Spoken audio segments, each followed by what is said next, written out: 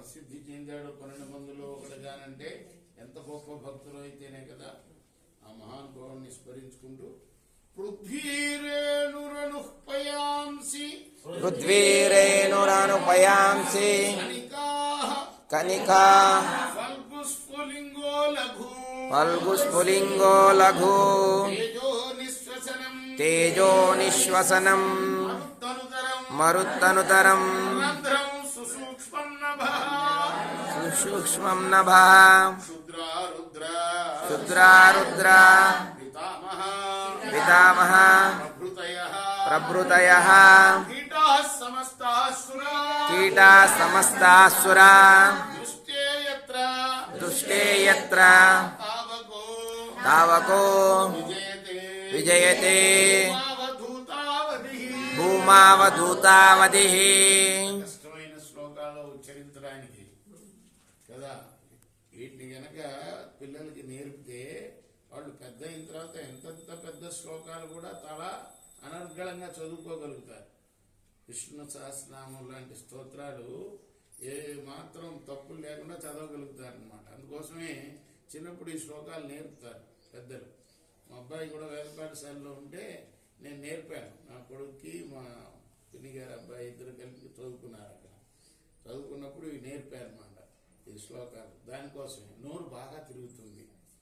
హే భగవాన్, నీ వైభవం ముందు భూమి మొత్తం భూమికి వెళితే ఒక చిన్న ధూళికణం. పృథ్వీ రేణు పయాంసి కణిక ఫల్గుస్ఫులింగో లఘు. ఇక సముద్ర జలం అంతా కూడా చిన్న బిందువు నీకు, నీ వైభవం ముందు. అలానే ఈ లోకంలో ఉన్న తేజస్సు అంతా కూడా ఒక మినుగురు పువ్వు లాంటిది నీ ముందు. అలానే వాయువు అంతా కలిపితే నువ్వు వదిలే శ్వాస, ఆకాశము సూక్ష్మమైన రంధ్రం. రుద్రుడు బ్రహ్మ మొదలైన దేవతలందరూ కూడాను ఎంతో స్వల్పులు నీ ముందు. నీ వైభవం ఉన్నదే అవాంగ్ మానస గోచరం. వాక్కుకి మనస్సుకి అందనిది అవాంగ్ మానస గోచరం. బద్ధేనాంజలినా నతేన శిరసా గాత్రై సరోమోద్గమై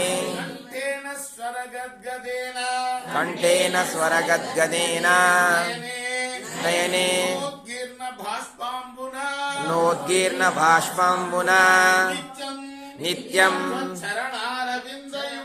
త్వచ్చరణారవిందయుగళ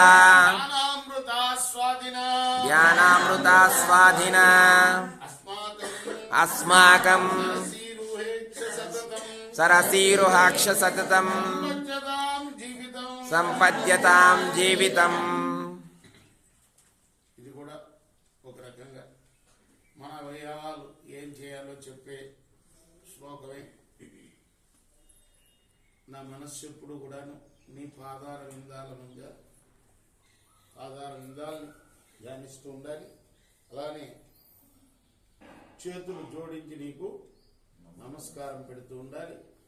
అలానే శిరస వందనం చేయాలి నీకు. శిరస్సు, చేతులు, మనస్సు, ఇంకా కంఠం ఉండే ఏం చేయాలి? మనలాగా పెద్దగా గద్గరం